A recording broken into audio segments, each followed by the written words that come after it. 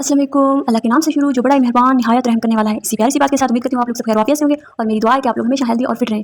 चलिए जी आज की रेसिपी शुरू करते हैं। आज मैं बना रही हूँ झटपट से रवा वाले पुलाव, ठीक है ना। तो आप का सालन अगर बच जाता है तो आप इसी तरीके से बनाएं, बहुत जल्दी बन जाता है और खर्चा भी कोई नहीं इसमें। मैंने थोड़े से घी में प्याज को थोड़ा सा हल्का सा ब्राउन किया और फिर प्याज में जैसे ब्राउन हुआ मैंने उसमें टमाटर और हरी मिर्च डाल दी। फिर मैंने उसमें थोड़ी सी लाल मिर्च का पाउडर डाला और नमक डाला, बस इसके अलावा कुछ भी नहीं डाला। उसको हल्का सा फ्राई करके फिर मैंने उसमें पानी ऐड किया। पानी ऐड करने के बाद जो हमने 1 गिलास चावल का बनाना था वो हमने पहले से मैंने भिगो के रख दिए थे, वो मैंने इसमें फिर डाल दिए।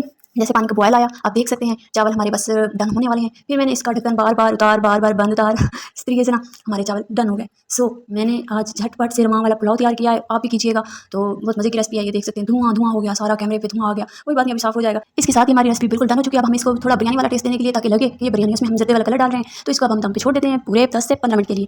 जी तो 10 से 15 मिनट हो चुके हैं। मैं इसका ढक्कन खोलने वाली हूँ। बिस्मिल्लाहिर्रहमानिर्रहीम। आप देख सकते हैं माशाल्लाह से कितना प्यारा कलर है। अब हम इसको चम्मच हिला के इसके देखते हैं ये कैसे बने। खिचड़ी तो नहीं बने ना, चलें जी देख सकते हैं आप। अब हम इसमें थोड़ा सा चम्मच चलाते हैं, चलो खिचड़ी इसको नहीं बनाते।